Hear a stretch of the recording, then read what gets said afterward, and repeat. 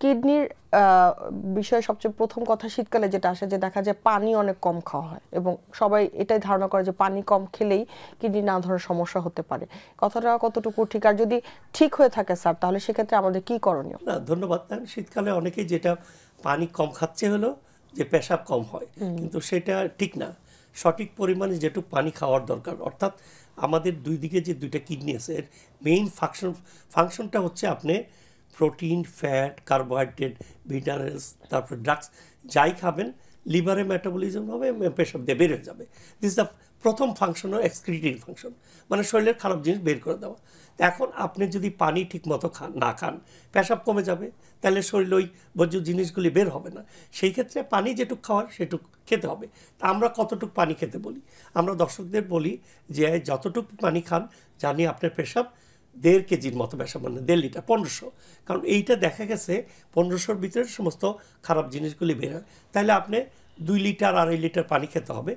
শীতকালে যেটা হয় আলসি করে পানি কম খায়, পেশাব কম হয়, সেই জন্য যেটা হতে পারে অনেক সময়, যেমন মহিলাদের অনেক সময় একটু পেশাবে জ্বালা পড়া বা পেশাবে কনসেন্ট্রেটেড ইউরিন যখন হবে, পানি কম খালে ওই ইউরিনটা কনসেন্ট্রেটেড হবে।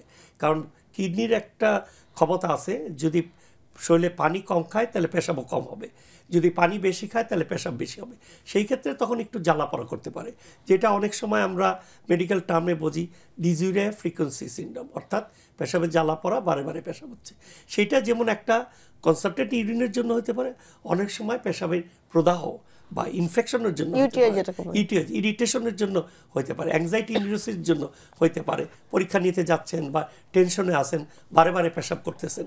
সব কিছুই যে বারে বারে পেশাব হলে ইনফেকশন তাও না, লোকাল কোনো ইরিটেশন আছে কিনা, পাথর আছে কিনা, পোস্ট মেনোপজাল এই যে মহিলারা, বয়স্ক মহিলা হতে পারে এস্ট্রোজেনের অভাবে বারে বারে হতে, লোকাল গাইনোকোলজিক্যাল প্রবলেমের জন্য হতে পারে, সো অনেক কারণে হতে পারে।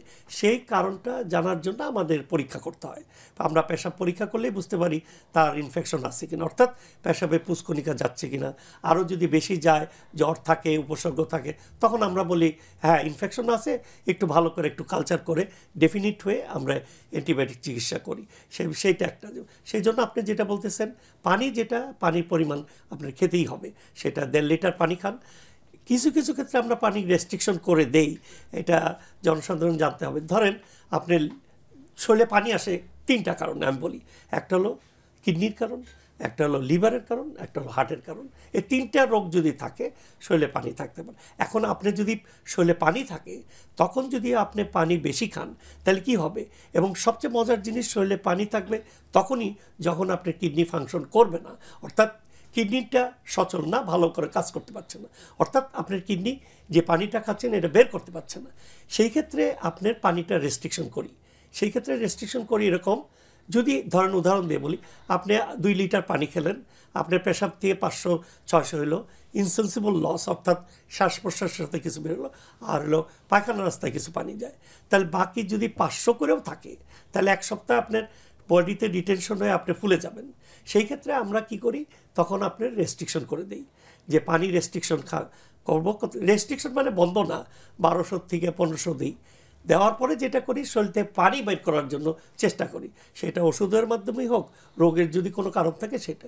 এইভাবে আমরা ব্যালেন্স করি সব ক্ষেত্রেই পানি।